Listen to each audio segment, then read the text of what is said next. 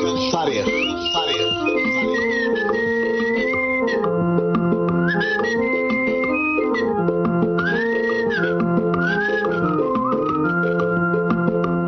ሰላም ክቡራንን ተኸታተልቲ መደብ ከፍሒ ታሪክ ከመይ ቀኒኹም ኣብዛ ሓለፈ ሩባ ግራሻ ዝወለዶ ፍቕሪ ኣብ ታሕቲ ዝብል ኣርእስቲ ኣማኑኤል ኪዳነ ወዲ ብርጅዋ ዝፀሓፈ ጽሑፍ ቀዳማይ ክፋሉ ኣቕሪብና ኣለና ንምዝኽኻር ገለ ካብቲ ኣብ ቀዳማይ ክፋሉ ዝቐረበ ጽሑፍ ምሽት ማሊ ናይ ምሽት ኣብታ ኣፍ ደገ ኮንካ ርእስኻ ክትሕፀብ ከለኻ ሳሙና ናይ ነፍሲ ሂባትካ በቲ ብዜካ ካብ ደቂ ኣንስትዮ ካብ ካልእ ክትረኽቦ ዘይትኽእል ሳሙና ገይረ ክሕፀብ ከም ዝረኣያኒ ነገረኒ ሳሙና መሃብ እሞ እንታይ ኣለዎ ድዩ ኣባይቲ ተጀሚሩ ሎሚ ኸ ክዳውንትኻ ምስናታ ተሰጢሑ ርአዮ ናይ ቀረባት ሓፅበልካ ረኺብካ ኣለኻ ማለት እዩ እኮ ሓሙኻ ምዃነይ ካብዚ ንላዕሊ እንታይ መረጋገፂ ደልየሉ እንቋ ሓጎሰና ጥራይ ኢሉ ገዲፉ ንኸደ ነቶም ዘቐረቦም መርትዖታት ክሰግሮም ስለ ዘይከኣልኩ ሰኸኽ በልኩ ንሎም ድማ ካልኣይን ናይ መወዳእታን ክፋሉ ሒዝና ቀሪብና ኣለና ንምክታልኩም ብኽብሪ ዝዓድም ኣሮን ዓንዳይ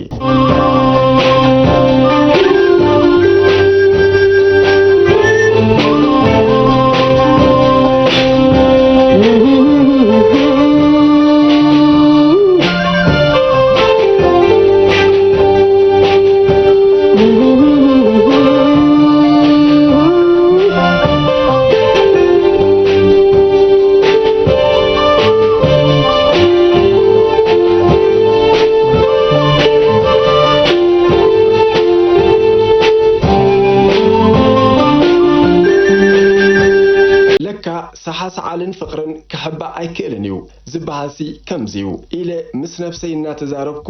ናብ ቦታና ከትኩ ማኣዲ ተቐሪበ እናተደረርኩ ኩሎም ኣባላት ነታ መራሕ ጋንታና ዝተዛረባ ዝደግሙለይ ዘለው ኮይኑ ተሰሚዕኒ ከም ሰራቂ ቀባሕባሕ ክብል ጀመርኩም ድሕሪ ክልተ መዓልቲ ንጋንታናን ዝጀመርኩ ፍቕርን ገዲፈ ናብታ ሓዳስ ጋንታ ከትኩም ነቶም ሰባት ነቲ ቦታን ስራሕን ሓዲስ ስለ ዘይነበርኩ ኣይተጋየሽኩን ክልተ ሰሙን ኣብ ዘይመልእ ግዜ ግን ጋንታና ጠቕሊላ ናብ ኣቁርደ ስለ ዝኸደት ብውሕዱ ናይ 3 ሰዓት ዝኸውን ጉዕዞ ወሰኽ ካብ ኣስመረት ረሓቕኩም ኣብ ውሽጢ ክልተ ወርሒ ጋንታና ናብ እንገርነ ክትቅየር እንከላ ኣስመረት ዘላታ ጋንታ ድማ ናብ ሃይኮታ ገዓዘት በዚ ድማ እቲ ርሕቀት ኣዝዩ ወሲኹ ጥራይ ዘይኮነ ናይ ምርኻብ ዕድል እውን ዝፀበበ ኮይኑ ተሰማዓኒ በብቁሩብ እናተረሓሓቕና ኣብ ናይ 150 ኪሎ ሜትር ፍልልይ ተቐመጥና በቢ ዘለናዮ ግን ኣብቲ ኣድካሚ ዝነበረ ስራሕ ሃንደሳ ተጸሚድና ነበርና ኣብ ውሽጢ 5 ኣዋርሕ ሓደ ግዜ ደብዳቤ ሰዲዳትለይ እኳ እንተነበረት ኣነ ግን መልሲ ከይፀሓፍኩላ ግዜ ተመጢጡ ብስክፍታ ናህረይ ጎደለ እቲ ካብ ዓይኒ ዝገለለ ካብ ልቢ ገለለ ዝበሃል ከምዝዶ ይኸውን እናበልኩ ነፍሰይ ክነቕፋን እንታይ ክገብር ከም ዘለኒ ክሓስብን ጀመርኩም መልሲ ዘይምፅሓፈይ ንነፍሰይ ከም ገበነኛ ቆፀርኩዋ ዝገደደ ካብ እንገርነ ንውሕ ዝበለ ግዜ ናብ ናይ ከባቢ ሓጋዝ ስለ ዝኸትኩ ግዜ እናተጠቓለለ ክሓልፍ እንከሎ እፍለጠኒ ነበረ ድሕሪ ናይ ሰሙናት ኮለል ናብ መበገሲ ቦታ ተመሊሰ ፀብፃብ ብዛዕባ ዝቐንኽዎ ኣብ ምድላው ተጸሚደ ከለኹ ኩሉ ስርሐይ ኣረኪበ ናብ ባረንቱ ማለት ቤት ጽሕፈት ቦጠሮኒ ክመጽእ ከም ዘለኒ ዝሕብር መልእኽቲ መጻኒ ክሳብ ኣቁርደት ብእግረይ ድሕሪ ምኻድ ከዓ መኪና ረኺበ ንምሸቱ ናብ ባረንቱ ኣትየ ሓደርኩ ንግሆ ተንሲእና ኣብ መሳልል ናይቲ ቤት ጽሕፈት እናቆረስናን ከለና ሓደ ካብቶም ሓለፍቲ ሓይሊ ኣብ ጥቓይ ኮይኑ ሻሂ ቀዲሑ እናሰተየ ሰሊጡካ ኣባ ቀጢፍካ መጺካ ስራሕከ ከመይ ቀኒዩ ክብል ሓተተኒ ደሓን እዩ እንታይ ፍለጥና ተብተባቢልኩምና ኣጋጣሚ ድማ መኪና ካብ ኣቁርደት ክትበገጽኒ ሓትኒ ጠጠው ኣይበልኩን ሻሂ ሰትዩ ምስ ወድአ በለ ምስ ወዳእካ ኣብቲ ገዛ ምጻእ ኢሉኒ ስራሕ ግዲ ነይርዎ ገዲፉ ንኸደ ቁርሰይ ወድአ ነቶም ዘይረኸብክዎም ኣባላት ሰላም ኢለ ናብ ቦታ ቆፀራ ይከትኩ ኣብ ከባቢየ ንዝነበረ ኩነታት ናይ ፀላእን ዝቐንኽዎ ስራሕን ሓቢረ ምስ ወዳእኩም ምኽንያት ህፁፅ መፀዊዒ እንታይ ምዃኑ ንምፍላጥ بتعجز تتصبخوا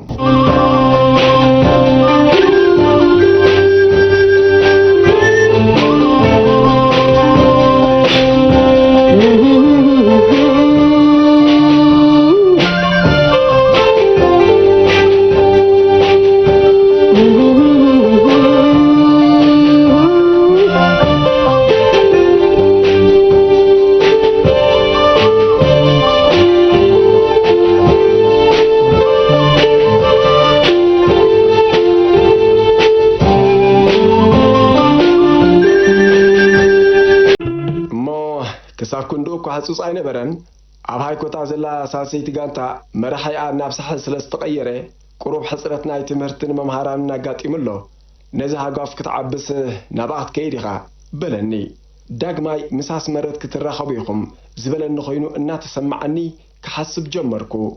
نصبحتو نابتا جانتا مساتخو كميله كم زرعيا زو كل أوارح دهاي كي جبركو تقلي مسنحه انت حتتتني انت كمخني كم زخل كالسلاسل جمركم بزعبا زي كحسب اتجزي انت ايوانو تعزيرو ايترد عنن مدري عين كحز مسجمري مكاين تحبينا له كابزو على اشاتات بمن قسقاس دمصن كسمع جمرامو نابتسني قصات خيد مكينا نخنادي فرتو بارنتو كابزير كبيص صحفتنا نقول كل وريده نابمو فاركتكم مكاين قعزان كجمرا أنا دما عصبت المتي انتاي كم زركب فردي كقبل زخيز اللخو كينو إنها تسمعني ناب هايكوتا نقلخني هايكوتا كابن نابن أوغارو فرت سوا مسجاجري ناي وجن سراويت نبرت عبجزي سرعة هايلة سلاسة مدبر بوليس دنبرة عشان شعت ميتين سلسان سلستن تجادل حرنت نتمدبر بمتكع زتفل عليه برت سليبهم زحدقوا حوسكة تمام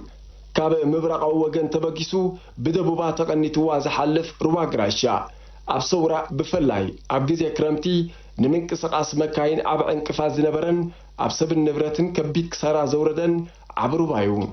بسميناو معراب نقول أقول حاشن كي تودي كازلو قوبتات بالكاي عبرئس رئسي بزت حزازلو عبيت أمان زق مخينم زفت أروا بعتتا دما نتسأبعتي وحز معقوب نبري سلاز خونه زتفلالي جوجلتات ني حمشاي مسرع كم بقسي اكاي تكباراتهم يتقوم لهم نبرو بفلاين عيدما بوك حلف كلهو عبي وتي قال نجر قديلو كم زلو زذكرني نفسي اسر عبيلا زحلفلو زي سنن بوتايوم اتقعزو بليتي سرقيا دما زيت الطح بمنبارو درقا وقحتا نابوتاي بتصحكم عطا نحنان اوبريتراتن نوع للا بوتا دكيسا حدركم عرفي ده مستسعكو كلهم عبالات نفسرحهم قدم مخادم ببحد النامسو سلام النابلون نيشتو أعليلومن كخدو جميروم نبرو أسمرت جن كمزا حسيا كي تريز تحبت جورزو مسرعهم كاب اتو على لاجزا كي تقلقلت وعلت بوشتي تقي ماريا ويسحاني خازي مسأتني إلى حسبكو دحن وان مسح مسأخلي أب مقبلنا بالرغامنا يترفنانيو إلى عبتي إذا حضر كل خينه مسيحة كنببو عالكو أب وان مساح ناقات أمي كاتفات مسيحة نوارديا سلز خدت جن كي تراخبنا تمسيحة ناب مو عليه تمرسكو مريت زحلو كباب ساعة 4 دحر قطري حاكم قانتنا يوردانوس قال كشي مزناقعي كخونا النايلة بون أفلحة كنستن كنعلن نخلاتنا صوعتنا كلنا نأكبر لاقات أمي سلز رخبت دما أسمرت كم سبا مسيا سلاميلاتني بحادث أقعي كوف بمبال تقام الزنبر بصوت أنا الجمرت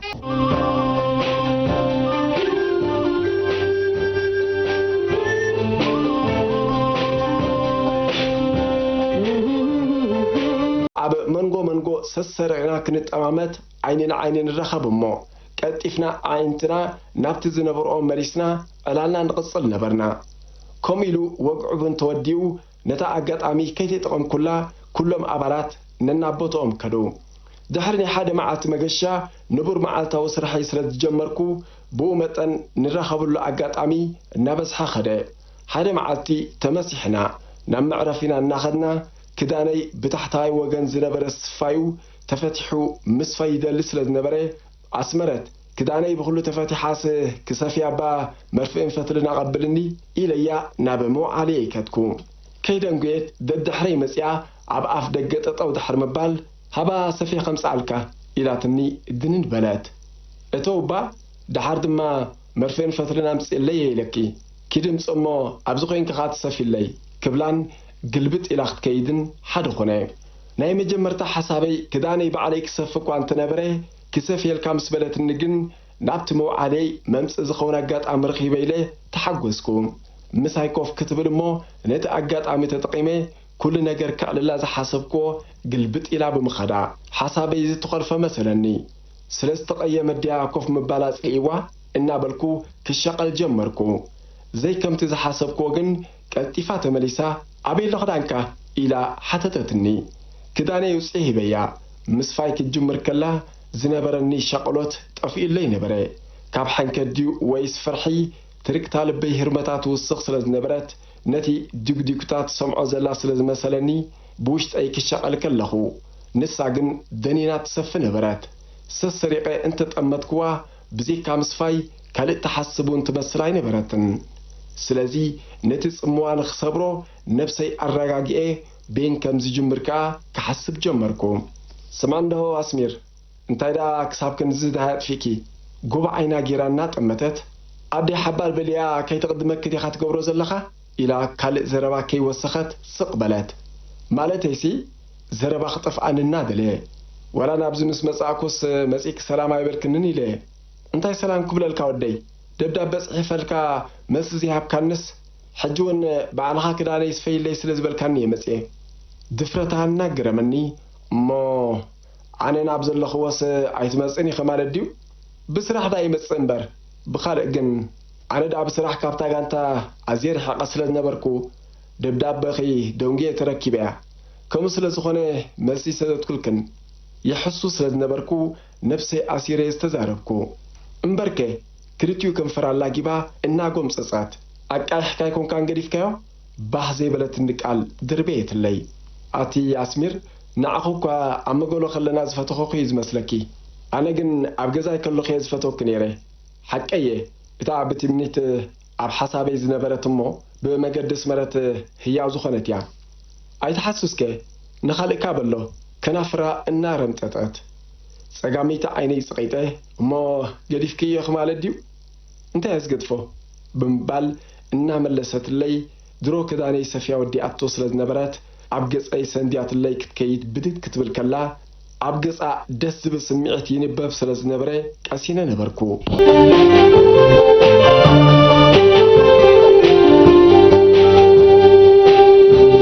እምባርከስ ክቡራት ተኸታተልቲ ኣብዚ ቅጽል ክፋል ናይዚ ጽሑፍ ሒዝና ክንመጻኩም ኢና ንስለም ክታልኩም ነመስክን ድሓንቀኒ እዩ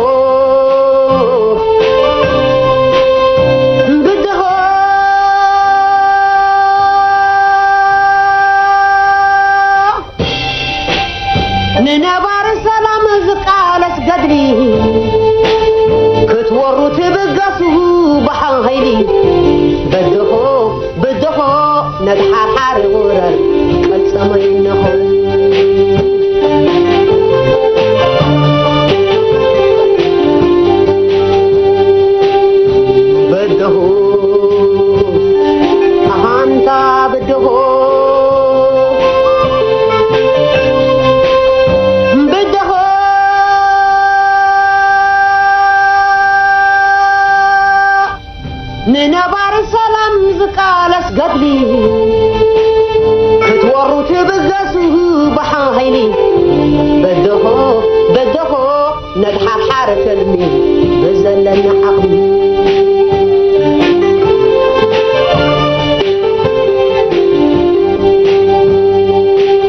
فاشيستاوي تغبار عن حريه وطن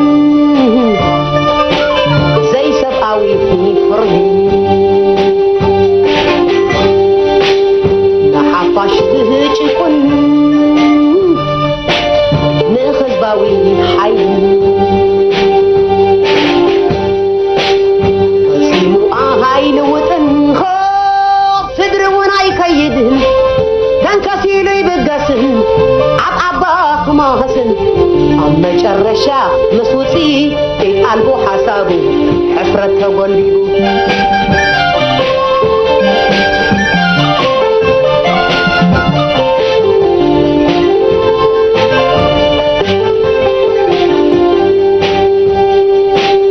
ይተዓብሎ ብትቲ ናይ መዳፈዕ ዘራእቲ ኣእዛን ህይውን ይስመም ጭጭ ብዝብላ ነፈርቲ መሬተይ ትተሓዛ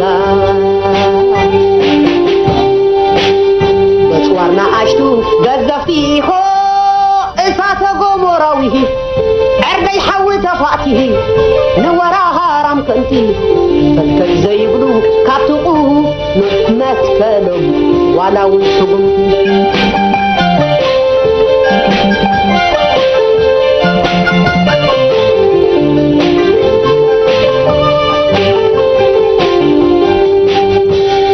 ታንክታት ፈርቲ ኮይናት መዳፋዓት ቢኤማት ፋሉላት ናፓልማት